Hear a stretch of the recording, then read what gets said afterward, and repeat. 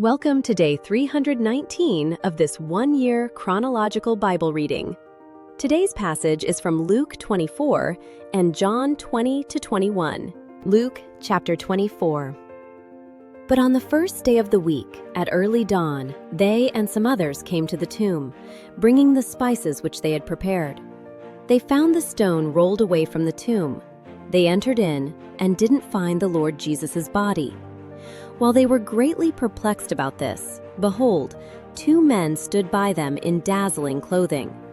Becoming terrified, they bowed their faces down to the earth. The men said to them, "Why do you seek the living among the dead? He isn't here, but is risen. Remember what he told you when he was still in Galilee, saying that the Son of Man must be delivered up into the hands of sinful men and be crucified, and the third day rise again?" They remembered his words, returned from the tomb, and told all these things to the 11 and to all the rest. Now they were Mary Magdalene, Joanna, and Mary the mother of James. The other women with them told these things to the apostles. These words seemed to them to be nonsense, and they didn't believe them. But Peter got up and ran to the tomb. Stooping and looking in, he saw the strips of linen lying by themselves, and he departed to his home, wondering what had happened. Behold, two of them were going that very day to a village named Emmaus, which was 60 stadia from Jerusalem. They talked with each other about all of these things which had happened. While they talked and questioned together, Jesus himself came near and went with them. But their eyes were kept from recognizing him. He said to them, "What are you talking about as you walk and are sad?"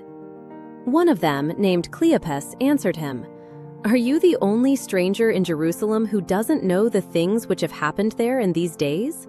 He said to them, "What things?" They said to him, "The things concerning Jesus the Nazarene, who was a prophet, mighty in deed and word before God and all the people, and how the chief priests and our rulers delivered him up to be condemned to death and crucified him. But we were hoping that it was he who would redeem Israel. Yes, and besides all this, it is now the third day since these things happened. Also, certain women of our company amazed us, having arrived early at the tomb, and when they didn't find his body, they came saying that they had also seen a vision of angels, who said that he was alive. Some of us went to the tomb and found it just like the women had said, but they didn't see him." He said to them, "Foolish people, and slow of heart to believe in all that the prophets have spoken.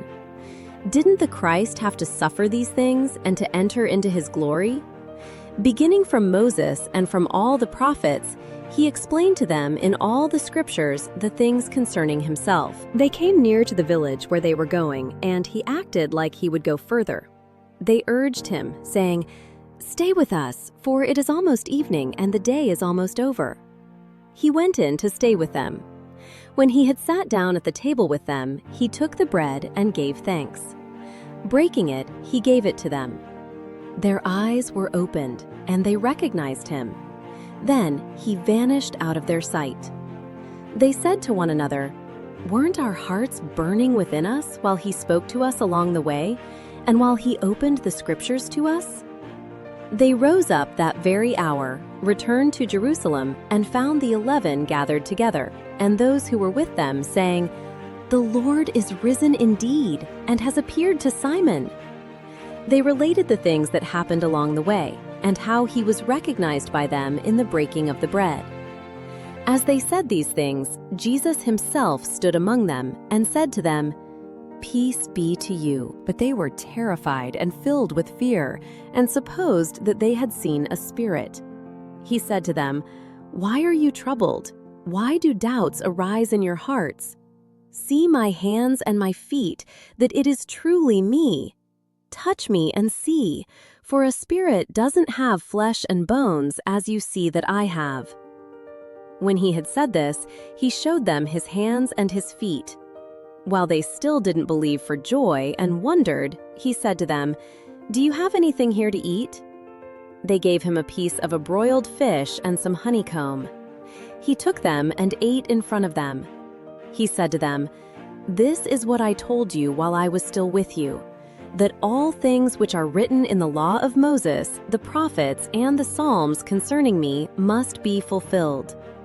Then he opened their minds that they might understand the Scriptures. He said to them, "Thus it is written, and thus it was necessary for the Christ to suffer and to rise from the dead the third day, and that repentance and remission of sins should be preached in his name to all the nations, beginning at Jerusalem. You are witnesses of these things. Behold, I send out the promise of my Father on you. But wait in the city of Jerusalem until you are clothed with power from on high." He led them out as far as Bethany, and he lifted up his hands and blessed them. While he blessed them, he withdrew from them and was carried up into heaven. They worshipped him and returned to Jerusalem with great joy, and were continually in the temple, praising and blessing God. Amen. John chapter 20. Now on the first day of the week, Mary Magdalene went early, while it was still dark, to the tomb, and saw that the stone had been taken away from the tomb. Therefore she ran and came to Simon Peter and to the other disciple whom Jesus loved, and said to them, "They have taken away the Lord out of the tomb, and we don't know where they have laid him." Therefore Peter and the other disciple went out, and they went toward the tomb. They both ran together.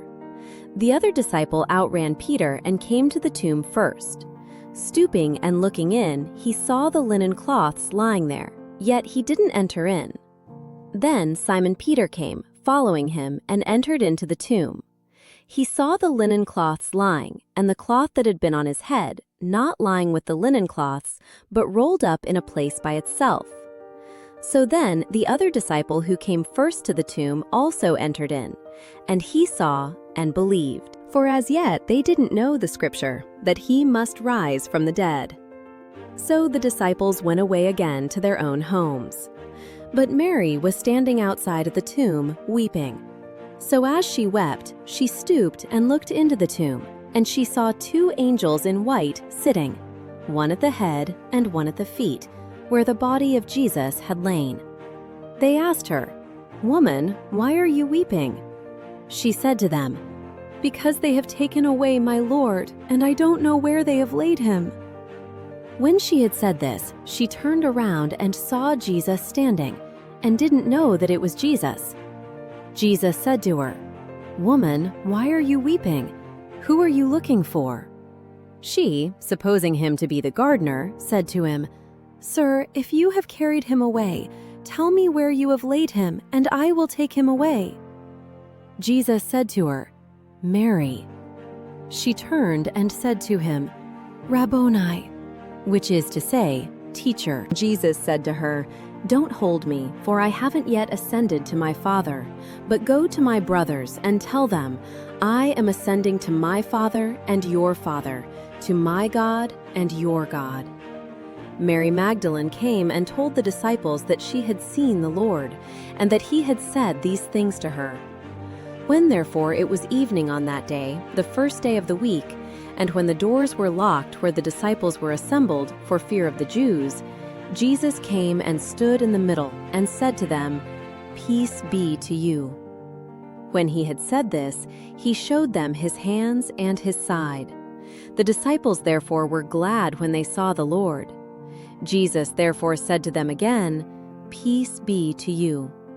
As the Father has sent me, even so I send you." When he had said this, he breathed on them and said to them, "Receive the Holy Spirit. If you forgive anyone's sins, they have been forgiven them. If you retain anyone's sins, they have been retained." But Thomas, one of the 12, called Didymus, wasn't with them when Jesus came. The other disciples therefore said to him, "We have seen the Lord." But he said to them, "Unless I see in his hands the print of the nails, put my finger into the print of the nails, and put my hand into his side, I will not believe." After 8 days, again his disciples were inside, and Thomas was with them. Jesus came, the doors being locked, and stood in the middle, and said, "Peace be to you." Then he said to Thomas, "Reach here your finger, and see my hands. Reach here your hand and put it into my side. Don't be unbelieving, but believing." Thomas answered him, "My Lord and my God!" Jesus said to him, "Because you have seen me, you have believed. Blessed are those who have not seen and have believed." Therefore, Jesus did many other signs in the presence of his disciples, which are not written in this book.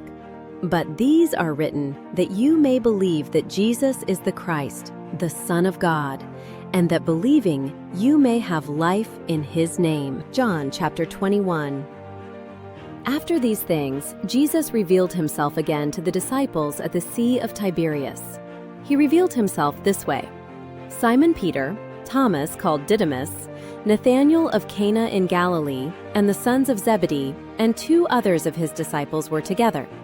Simon Peter said to them, "I'm going fishing." They told him, "We are also coming with you." They immediately went out and entered into the boat. That night they caught nothing. But when day had already come, Jesus stood on the beach, yet the disciples didn't know that it was Jesus. Jesus therefore said to them, "Children, have you anything to eat?" They answered him, "No." He said to them, "Cast the net on the right side of the boat, and you will find some." They cast it therefore, and now they weren't able to draw it in for the multitude of fish. That disciple therefore whom Jesus loved said to Peter, "It's the Lord." So when Simon Peter heard that it was the Lord, he wrapped his coat around himself, for he was naked, and threw himself into the sea. But the other disciples came in the little boat, for they were not far from the land, but about 200 cubits away, dragging the net full of fish. So when they got out on the land, they saw a fire of coals there, with fish and bread laid on it.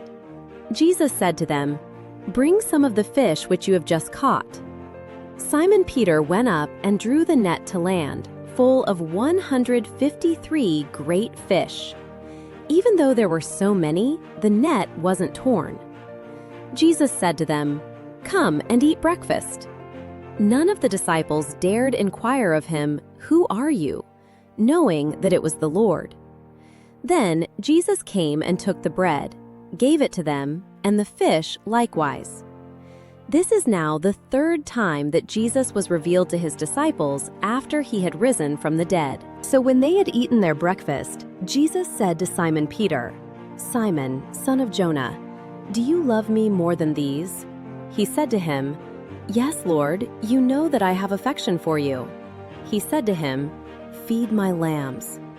He said to him again a second time, "Simon, son of Jonah, do you love me?" He said to him, "Yes, Lord, you know that I have affection for you." He said to him, "Tend my sheep." He said to him the 3rd time, "Simon, son of Jonah, do you have affection for me?" Peter was grieved because he asked him the 3rd time, "Do you have affection for me?" He said to him, "Lord, you know everything. You know that I have affection for you." Jesus said to him, "Feed my sheep. Most certainly I tell you, when you were young, you dressed yourself and walked where you wanted to. But when you are old, you will stretch out your hands, and another will dress you and carry you where you don't want to go." Now he said this, signifying by what kind of death he would glorify God. When he had said this, he said to him, "Follow me." Then Peter, turning around, saw a disciple following. This was the disciple whom Jesus loved, the one who had also leaned on Jesus' chest at the supper and asked, "Lord, who is going to betray you?" Peter, seeing him, said to Jesus, "Lord, what about this man?" Jesus said to him, "If I desire that he stay until I come, what is that to you? You follow me." This saying therefore went out among the brothers that this disciple wouldn't die. Yet Jesus didn't say to him that he wouldn't die, but, "If I desire that he stay until I come, what is that to you?" This is the disciple who testifies about these things and wrote these things.